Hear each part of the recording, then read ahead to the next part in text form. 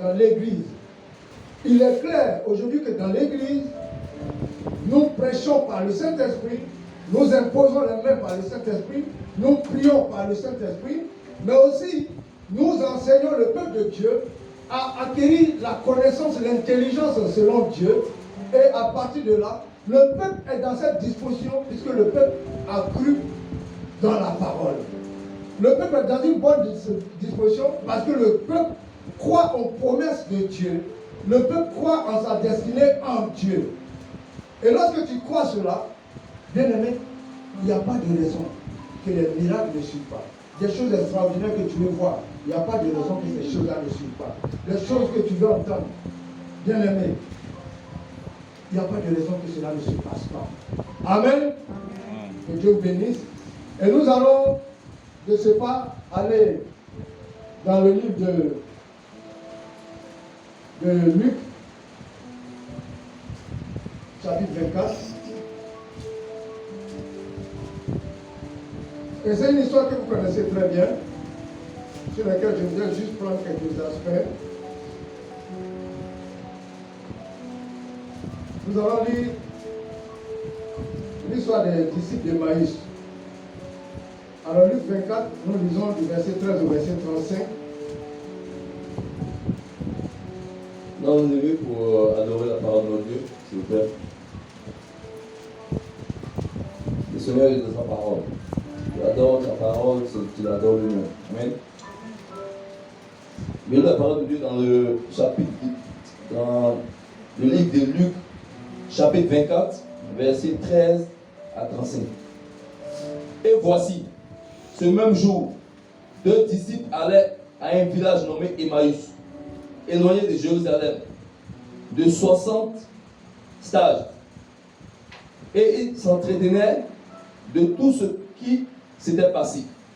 Pendant qu'ils parlaient et discutaient, Jésus s'approcha et fit route avec eux. Mais leurs yeux étaient empêchés de le reconnaître. Il leur dit, de quoi vous entretenez-vous en marchant? Et ils s'arrêtaient. Ils ont dit, es-tu le seul qui, séjournant à Jérusalem, ne sache pas ce qui y est arrivé ces jours-ci?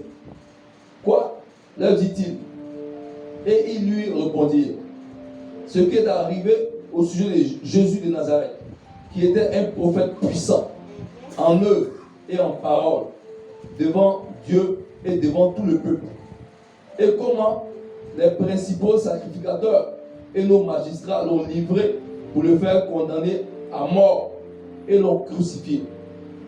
Nous espérions que ce serait lui qui délivrerait Israël. Mais avec tout cela, voici le 3e jour que ces choses sont passées. Il est vrai que quelques femmes d'entre nous nous ont fort étonnés, s'étant rendues de grand matin au sépulcre et n'ayant pas trouvé son corps. Elles sont venues dire que des anges leur sont apparus et ont annoncé qu'il est vivant. Quelques-uns de ceux qui étaient avec nous sont allés au sépulcre et ils ont trouvé les choses comme les femmes l'avaient dit. Mais lui, ils ne l'ont point vu. Alors Jésus leur dit, ô homme sans intelligence, et dont le cœur est lent à croire tout ce qu'ont dit les prophètes. Ne fallait-il pas que le Christ souffre ces choses et qu'il entre dans sa gloire? Et commençant par Moïse et par tous les prophètes, il leur expliqua dans toutes les Écritures ce qui le concernait. Lorsqu'il fut près du village où il allait, il parut vouloir aller plus loin. Mais ils le pressèrent en disant, reste avec nous, car le soir approche. Le jour est sur son déclin. Et il entra pour rester avec eux. Pendant qu'il était à table avec eux, il prit le pain. Et après avoir rendu grâce, il le rompit et leur donna. Alors les yeux s'ouvrirent et ils le reconnurent. Mais il disparut devant eux. Et ils se dirent l'un à l'autre, notre cœur ne brûlait-il pas au-dedans de nous, lorsqu'il nous parlait en chemin et nous expliquait les Écritures, se levant à l'heure même, il retournait à Jérusalem et il trouvait les 11 et ceux qui étaient avec eux assemblés et disant: le Seigneur est réellement ressuscité. Il est apparu à Simon et il racontait ce qui leur était arrivé en chemin et comment il l'avait reconnu au moment où il rompit le pain. Amen. Amen. Éternel notre Dieu, nous voulons te bénir, nous voulons te rendre grâce. Seigneur, sans ta présence, sans ton esprit, tout ce que nous le faisons en vain. Père, c'est pourquoi nous voulons nous abandonner entre tes mains à cet instant. Et nous voulons te prier au nom de Jésus-Christ. Que tu conduises toi-même, Seigneur, cette exhortation. Que l'inspiration qui vient de toi soit notre partage. Je bénis ton nom pour la vie de mon frère, de ma soeur. Seigneur, touche nos cœurs. Libère nos cœurs des entraves de l'ignorance. Libère nos cœurs des choses, Seigneur, qui sont un obstacle à une vraie connaissance de ta parole, à une vraie connaissance du Dieu vivant que tu es. Merci, Père, parce que tu nous disposes et tu conduis nos pas au nom de Jésus-Christ. Amen. Amen. Je vous salue encore dans le précieux nom de notre Seigneur Jésus-Christ. Bien-aimés, j'aime la fin de cette histoire. J'aime vraiment la fin de cette histoire. Et je vous dis encore que j'aime réellement la fin de cette histoire. Parce que vous voyez, on parlait de disciples au nombre de 2. Des disciples qui s'éloignaient de Jérusalem pour atteindre Emmaüs. On dit Emmaüs qui était à 60 stades de Jérusalem. Bien-aimés, souvent, nous sommes dans une position qui correspond à la position à laquelle Dieu voudrait que nous demeurions. Nous sommes dans une position souvent dans laquelle Dieu nous a appelés. Nous disons toujours que lorsqu'on parle de Jérusalem, il est question, n'est-ce pas, du lieu, le haut lieu spirituel, le haut lieu de la spiritualité qui se rattache à Dieu, créateur du ciel et de la terre. Et celui qui est à Jérusalem, c'est celui qui est dans la présence de Dieu. Celui qui est à Jérusalem, c'est celui qui sert Dieu. Ici, des personnes qui servent Dieu, en l'occurrence 2 disciples, dont l'un s'appelle Cléopas, ont décidé de quitter Jérusalem à cause des nouvelles, à cause de ce qui venait de se passer. Et ce qui venait de se passer les a mis dans le désarroi. Ce qui venait de se passer les a mis dans la crainte, la peur. Ce qui venait de se passer a fait qu'ils ont eu, n'est-ce pas, des doutes. Leur foi a chancelé. Alors que la Bible dit que ces frères, ces 2 frères étaient des disciples. Mais comment se fait-il que ces 2 frères ont passé des années à écouter les enseignements de Dieu? Parce que la Bible dit que ces 2 hommes ont reconnu que c'est Jésus dont ils parlaient en chemin. Cet homme dont ils parlaient en chemin, lorsqu'ils allaient à Emmaüs, cet homme était riche dans l'apport, dans les enseignements qu'il apportait, qu'il donnait au peuple. Il était riche en œuvre. Lorsqu'il passait, il y avait des hommes et des femmes qui guérissaient, des hommes et des femmes qui changeaient de vie, des hommes et des femmes qui changeaient de conditions. Et ces hommes reconnaissaient cela.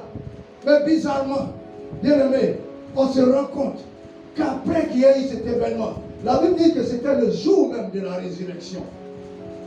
On dit le même jour. Le jour où les gens sont partis au tombeau et ils se sont rendus compte que Christ était ressuscité, c'est le même jour que ces 2 ont été découragés. Alléluia. C'est le même jour que les 2 ont été découragés. Alors que Christ avait dit que je serai ressuscité. Combattez, tapez ce temple, détruisez ce temple. Et vous verrez, je vais le bâtir en 3 jours. Tuez-moi. Mais ma logique n'est pas la vôtre. Parce que je ne suis pas enfant de ce royaume. Je ne suis pas établi pour un royaume physique. Mais j'ai été établi pour un royaume incorruptible, pour un royaume qui a pour l'éternité. Et voyez-vous, je ne mourrai pas.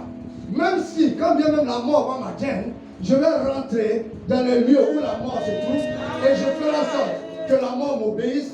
Et ainsi, je vais te ressusciter et je ferai en sorte que vous, avec moi, parce que je serai le prémisse de ressusciter, et je ferai en sorte que vous aussi, vous me suivez, que vous soyez avec moi et que je sois ressuscité pour l'éternité. Alléluia. Quand on parle de ces choses, je vous dis, quand je parle de ces choses, je vais être très sérieux. Et je suis sérieux. Parce que je sais qu'il n'y a pas autre vie qui soit plus valable, qui soit plus importante que la vie en Christ. Nous avons souvent des témoignages. Bien aimé, j'ai vécu des choses. Peut-être que toi, tu ne t'es pas vu en train de combattre des esprits maléfiques, des esprits destructeurs. Moi, je me suis vu en plein combat pendant des années avec 3 entités spirituelles. Pendant des années, bien aimé, où je voyais des fois, où j'étais balancé d'une montagne comme si j'allais tomber, mourir. Et avant que je chute, oh, la parole est la vérité. La Bible dit, quand Satan essayait de tenter, Jésus lui a dit, si tu te jettes, tes anges te porteront sur tes ailes. Il a dit, tu ne tenteras pas ton Dieu. Alléluia. Alléluia. Et j'ai vu ces choses. Ça veut dire que ce sont des réalités spirituelles. Où j'ai été balancé, j'ai été porté par moi. Ça a été par des anges. Et puis je suis descendu. Et parfois je me réveille et je dis, oh, je ne suis pas mort. Alléluia. Bien aimé, je sais qu'il t'arrive toi aussi de faire des songes pareils. Il t'arrive de vivre des choses pareilles. Où on est prêt à te tuer, on t'a lancé d'ailleurs, de quelque part. Mais avant que tu tombes dans le ravin, tu dis, ah, si je pouvais vivre, Seigneur Jésus, si je pouvais vivre. Et tu te retrouves en vie. Alléluia. Alléluia. Et ces apôtres qui ont expérimenté la vie avec le Christ, qui étaient à ses côtés, qui ont écouté la parole, qui ont entendu la parole, et qui ont reconnu la véracité de la parole, parce qu'ils savent que ce que Christ disait, le Seigneur le manifestait. Quand il parlait d'amour, il manifestait l'amour. Quand il parlait de compassion, il manifestait la compassion. Et je m'avais te dire que ce n'est pas compassion. Que le Seigneur a pleuré. A pleuré. D'abord sur Jérusalem. Mais ce n'est pas compassion que Jésus a pleuré sur la mort de Lazare. Alléluia. Le verset le plus court de la Bible nous dit, et Jésus pleura. Jean 11, le verset 35. Pour ceux qui ont une bonne mémoire. Et Jésus pleura par compassion. Il y a la manifestation de la compassion de Dieu. Il y a la manifestation de l'amour de Dieu qui se reflète, n'est-ce pas, qui se traduit par la suite en miracle dans la vie des gens. Bien aimé, il y a une profondeur à aimer. Il y a une profondeur à avoir de la compassion. Parce que par l'amour, par la compassion, tu guéris ton frère. Ça va? On s'en va un peu la dimension dans laquelle il faut toujours partir. Bien aimé, souvent on attend des miracles. On attend une démonstration puissante. Mais la démonstration, elle vient de ton amour que tu donnes. J'ai parlé avec des personnes qui m'ont dit, papa, du fait que tu as parlé ce soir avec moi, je suis guéri. Je suis guéri. Parce que ce que tu m'as dit m'a fait tellement du bien. Ce que tu m'as dit allait au tréfonds de mon âme, a touché mon âme, au point tel que je me suis senti aimé. Je me suis senti entouré. Je dis, c'est Jésus-Christ. Parce que par moi-même, je ne suis pas capable de bonnes choses. Mais je sais une chose. Il y a un Dieu en qui je parle. Il y a un Dieu pour qui je vis. Il y a un Dieu que j'ai aimé. Et ce Dieu, partout où je suis, partout où je vais, je veux qu'il soit proclamé. Je veux que les gens le reconnaissent. Souvent, même quand je suis en colère, quand je parle même avec mon épouse de certaines choses, je dis, as-tu écouté au moins la personne? As-tu entendu au moins la personne? As-tu fait quelque chose pour que la personne revienne? Alléluia. Parce que voilà, c'est ce que nous devons faire. Même quand nous sommes en colère. Ça va? Amen. Parce que le Seigneur dit, c'est facile d'aimer les gens qu'on aime. N'est-ce pas? C'est facile d'aimer les amis. Mais c'est très difficile d'aimer nos ennemis. Et dit, moi, ma logique n'est pas celle de ce monde. C'est pour ça que moi, ma paix n'est pas aussi celle de ce monde. Bien-aimé, si tu crois que tu as reçu la paix du monde, bien-aimé, cherche plutôt la paix de Dieu. Parce que la paix de ce monde, ah, moi j'ai la sécurité, j'ai l'argent. Ah, j'ai la sécurité, j'ai des connaissances intellectuelles. Je sais qu'il suffit que je me lève pour faire telle chose. J'ai la force, j'ai l'énergie pour faire telle chose. Il suffit que je me lève, je peux le faire. Le Seigneur dit, la paix dont tu as besoin, c'est la paix de ce monde. Et la paix de Jésus-Christ. Alléluia. C'est la paix de Jésus-Christ. Et les apôtres n'ont pas tenu compte de cela. Je vais reprendre le terme d'un homme de Dieu que j'ai écouté une fois, qui disait que aller à Emmaüs, c'est aller dans le lieu des hommes sombres, des hommes des ténèbres. Aller dans le lieu des hommes des ténèbres. Là où les gens font encore du mal. Mais rester à Jérusalem, c'est demeurer en Christ. C'est demeurer toujours avec la parole de Dieu. C'est s'attacher résolument à la parole de Dieu. Alléluia. Et ces hommes, bien qu'étant disciples, abandonnaient. Pourquoi? Tout simplement parce que dans la suite, vous verrez qu'ils n'ont pas compris la mission du Christ pour eux. Ils n'ont pas compris le message du Christ pour eux. Ils ont dit, nous on pensait que le sauveur qui est venu là, c'était pour prendre des armes, des épées avec des chevaux, faire la conquête contre les Romains, l'Empire romain, pour que notre peuple soit restauré. Parce que notre peuple était en captivité sous le contrôle des Romains. Alléluia. Vous savez, sous Jésus, le peuple de Dieu, le peuple d'Israël, était sous le contrôle des Romains, comme on dirait aujourd'hui, sous la colonisation. Amen. Mais au temps biblique, au temps de l'Ancien Testament, comme on parlait de captivité. Parce qu'en fait, vous êtes vassalisés, c'est-à-dire vous êtes sous le contrôle, vous devenez des vassaux. Il y en a plusieurs, il y avait plusieurs vassaux, il y avait plusieurs peuples qui étaient sous le contrôle. Il y avait les Grecs, on parlait des Grecs. Les Grecs la Grèce était sous le contrôle de l'Empire romain. Ça va? Les Grecs étaient sous l'Empire romain, les Hébreux étaient sous l'Empire romain, et bien d'autres, toute l'Europe était sous l'Empire romain. Alléluia. C'est pourquoi on parlait des gouverneurs. Quand on parle de Ponce Pilate qui était gouverneur à Jérusalem à l'époque, alléluia, c'était des représentants de l'État. C'était ceux qui dirigeaient l'État. Ils étaient des Romains. Et vous allez constater que les militaires, les soldats dont on parlait au temps de Jésus, on ne parlait pas des soldats hébreux, on parlait des soldats romains. Le grand centenier qui était à la croix, qui a dit, oh, lorsqu'il a vu que le rideau était fondu et qu'il a vu la gloire de Dieu, il a vu que le temps avait changé. Au moment où Christ est mort à la croix, lorsque Christ a dit, a annoncé, Seigneur, je te donne mon esprit. Il a dit d'abord, tout est accompli. Seigneur, je mets mon esprit entre tes mains. Et qu'il s'en est allé, alléluia, dans le règne des ténèbres pour combattre l'ennemi. On dit le centenier qui était là, qui était présent, a dit, oh, cet homme était réellement le Fils de Dieu. Amen. Était réellement le Fils de Dieu. Alléluia. Christ nous appelle à ne point nous éloigner de lui. Alléluia.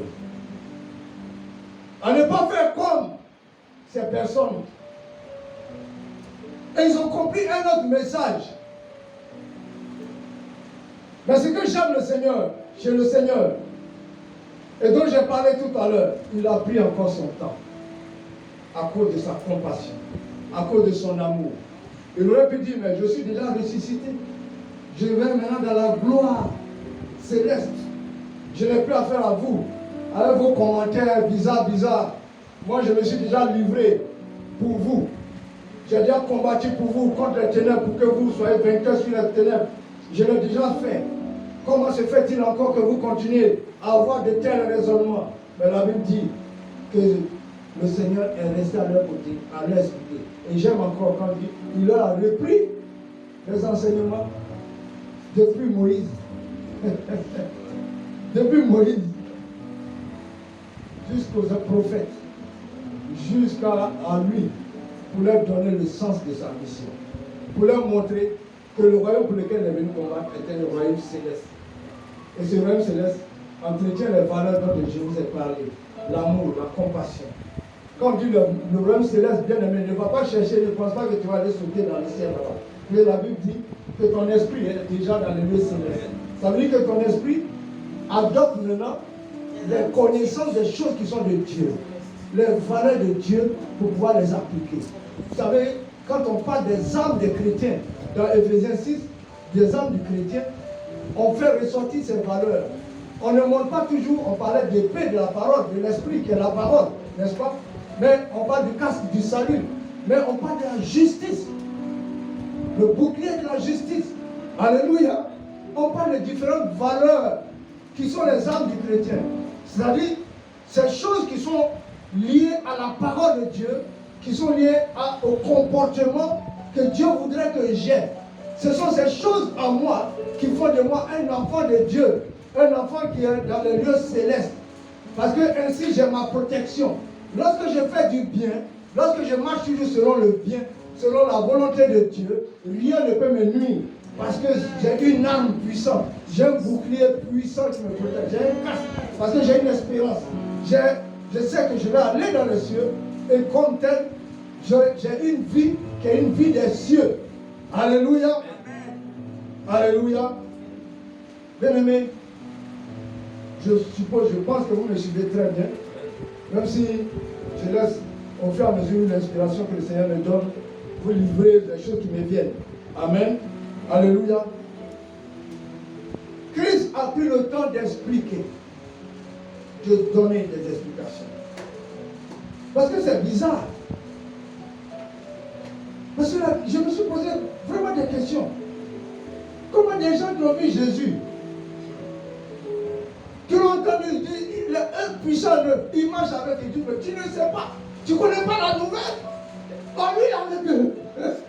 C'est extraordinaire. Lui, il est avec eux. Mais lui demande, mais toi, tu ne sais pas. Hey, tu ne sais pas que. Tu ne sais pas que celui dont on parle, il a été tué. Ça fait 3 jours, on l'a tué.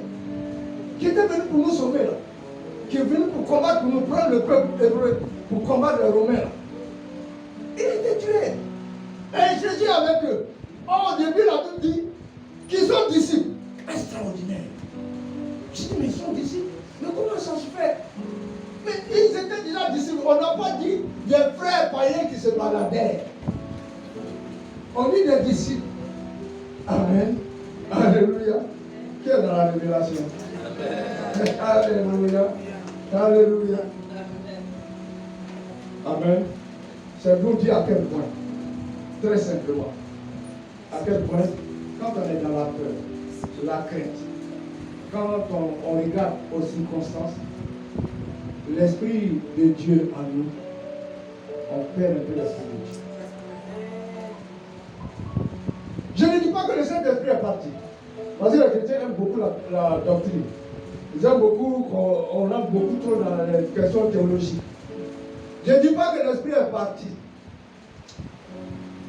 Tu peux avoir l'Esprit de Dieu, tu peux être toujours disciple de Dieu, mais il s'avère que face aux difficultés, tu oublies la présence de Dieu. Tes regards sont fixés, comme le témoignage de ma fille tout à l'heure qui disait que elle parlait de nombre de jours, n'est-ce pas, de documents à fournir, de ceci, cela. Souvent on reste dans le raisonnement, dans ce pays-là. Est-ce que moi je pourrais accéder à ça là? Vous voyez, on se ferme. Et l'Esprit de Dieu donc est là. Mais on a oublié. Quand on vient à l'église, ou quand on entend qu'il y a un pasteur, un grand prophète qui est arrivé, et qui fait des choses merveilleuses. On est heureux, on est là, on vient, on voit.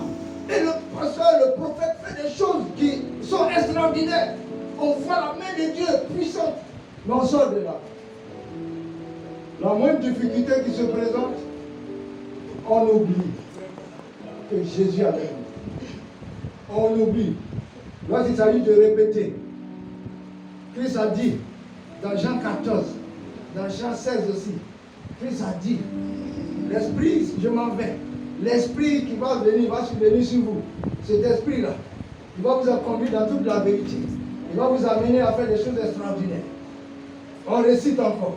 L'Esprit même a dit qu'il sera avec nous jusqu'à la fin du monde. Ah, il sera avec toi donc jusqu'à la fin du monde. Tu le reconnais? Oui, je reconnais qu'il sera avec moi jusqu'à la fin du monde. Mais comment se fait-il que devant la difficulté, devant la situation, tu as oublié qu'il va être avec toi jusqu'à la fin du monde? Alléluia. Alléluia. Je suis un peu en colère contre le pasteur. Il m'a frustré. Pourquoi tu deviens trop fou de ces choses-là? Il m'a frustré.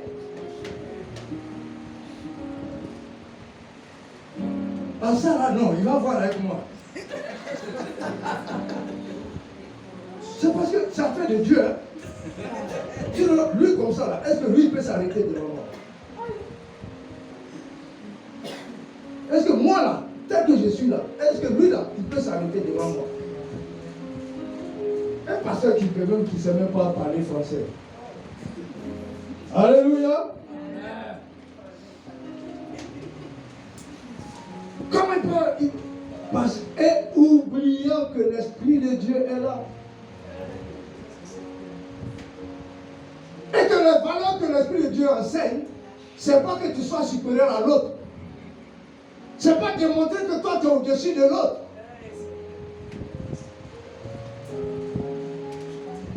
Il est celui qui veut écraser son frère. Il va aller en enfer, dit la parole de Dieu. Parce que ce n'est pas une vie de combat contre la chair et le sang que je vous appelle. Mais c'est une vie de combat contre les esprits, les dominations de ce siècle. Le combat que tu es appelé à mener, c'est un combat, et je le répète toujours, qui consiste à amener tout raisonnement à être captif à l'obéissance à la parole de Dieu. Alléluia.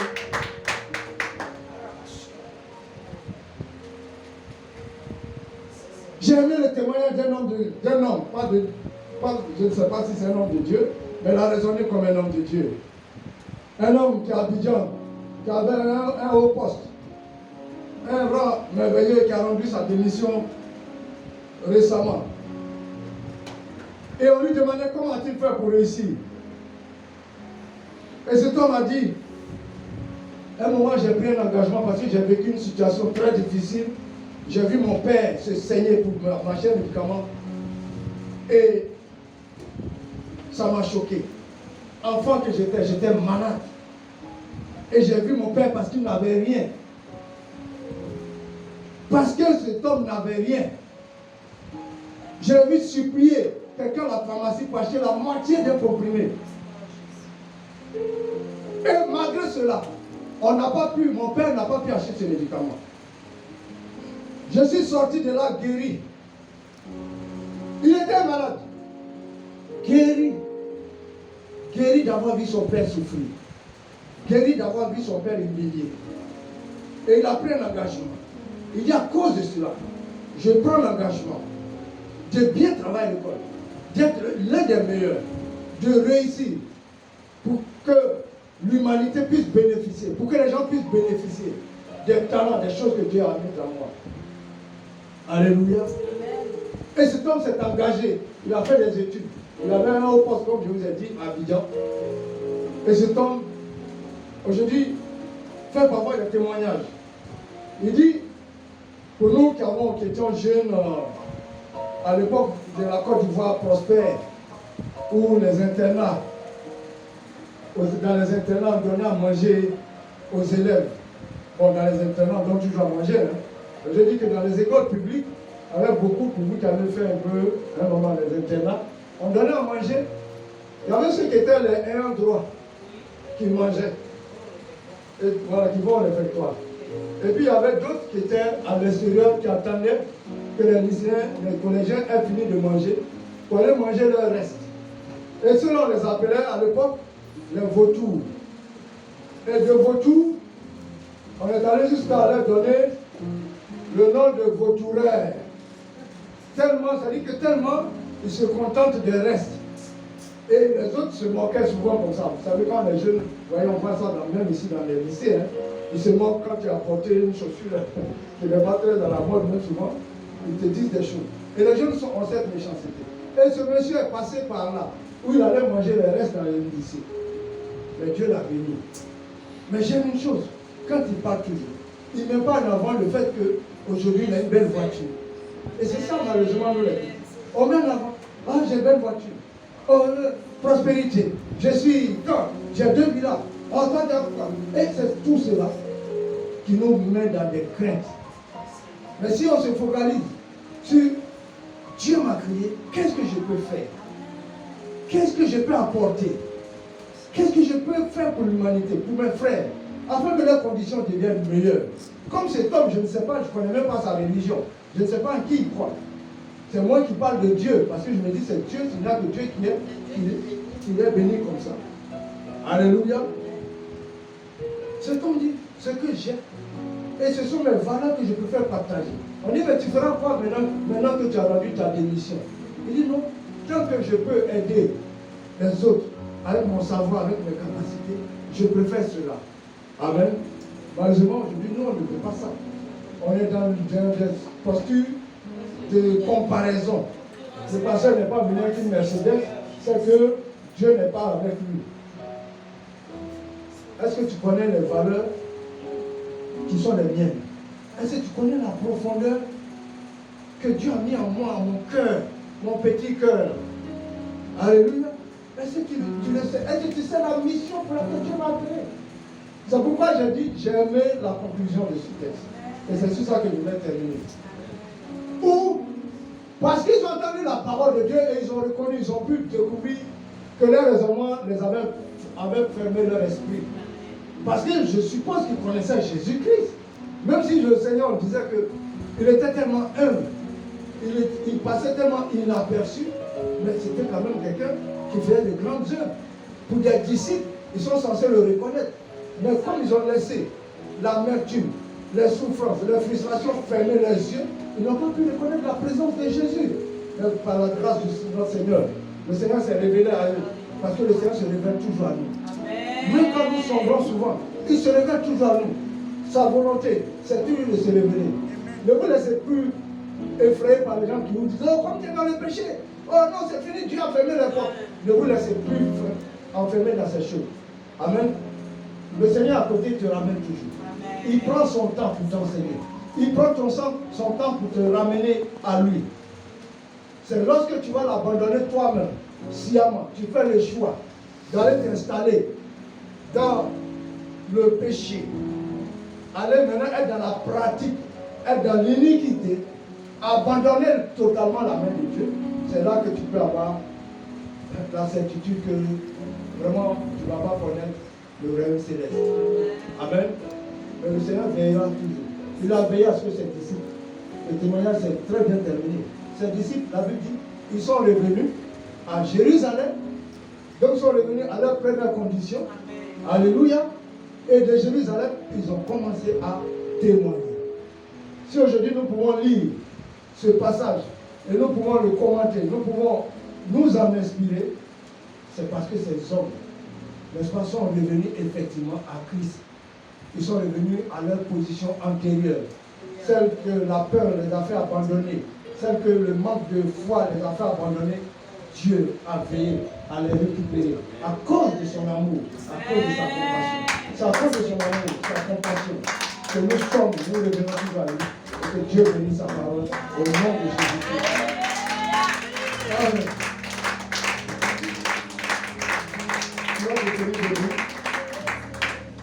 Je lui dis merci.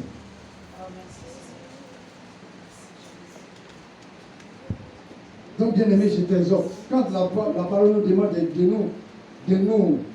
de méditer, de la méditer nuit et jour, ce n'est pas pour juste remplir notre cerveau de versets bibliques. Ce n'est pas pour remplir notre tête de versets bibliques. Alléluia. C'est pour créer en nous des valeurs. C'est pour susciter en nous des valeurs qui vont faire que nous n'allons jamais perdre le nord.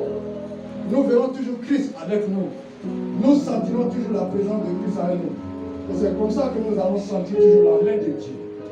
Je préfère t'enseigner cela que de lever le doigt et de voir les choses se produire. Mais si tu es dans les bonnes dispositions, bien aimé, tu verras des miracles se passer. Et dans ta vie, et dans la vie de tes frères, et dans la vie de tes soeurs, tu verras des choses extraordinaires se passer. Prions le Seigneur. Disons merci au Seigneur. Disons merci au Seigneur pour sa parole. Merci pour sa sainte volonté.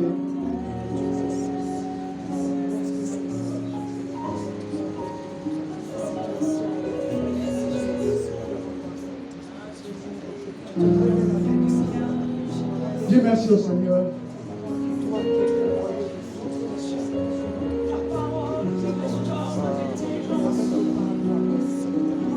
Bénis son nom. Parce qu'il veut que sa main se manifeste dans ta vie. Il veut agir dans ta vie. Mais cela dépend de ta disposition à l'écouter, à avoir de la compassion, à avoir de l'amour pour tes frères et des sœurs. Avoir une relation qui ne tient pas compte des barrières. À ne pas te laisser enfermer dans les préjugés, dans les pensées qui t'empêcheraient de réaliser, de voir la main de Dieu, de voir Dieu à tes côtés. Parce que Dieu ne t'abandonne jamais. Le Christ a dit, il t'avait une promesse. Il dit, mon esprit sera avec vous jusqu'à la fin du monde. Mon esprit demeurera avec vous jusqu'à la fin du monde. Alors n'aie crainte, bien-aimé. N'aie pas peur. Ne doute point. Même quand c'est difficile, dis-toi qu'il y aura un jour favorable. Il y aura toujours un moment merveilleux. Il y aura un moment fort dans lequel Dieu va œuvrer.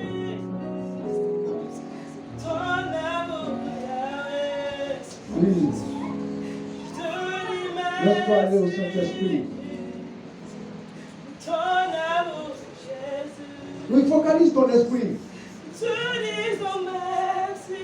Focalise ton esprit sur le Saint-Esprit.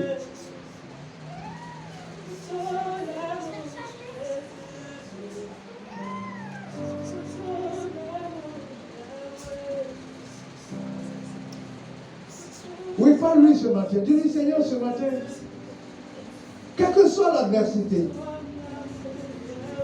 quelles que soient tes limites, il est toujours là. Souvent, nous ne le voyons pas. Parce que nous laissons la crainte, la peur nous envahir. Nous laissons le jugement nous emporter. Les condamnations. Alors que je suis certain que Dieu honore toujours ses paroles, sa parole, ses promesses en nos vies. Dieu honore, bien-aimé, toujours. Quand tu penses que tout est fermé, bien-aimé, ce n'est pas un slogan, c'est la vérité. Dieu ouvre toutes choses, il ouvre toujours une voie nouvelle. Merci Jésus. Merci. Merci.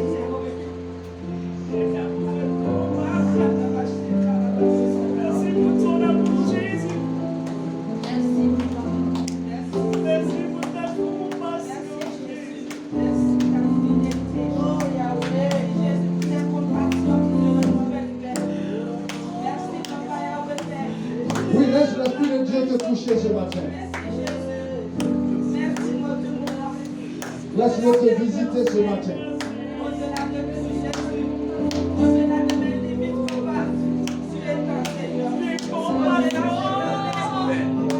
Laisse l'Esprit de Dieu te visiter ce matin.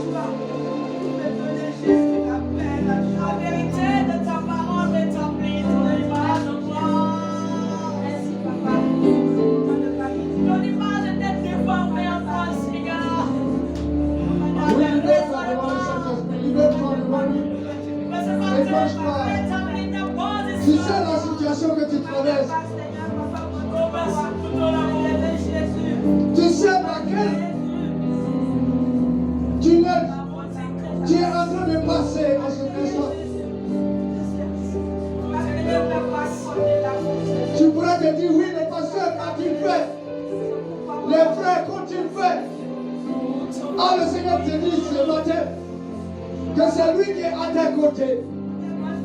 C'est lui qui prend soin de toi, bien-aimé. Parce que le passé a ses limites.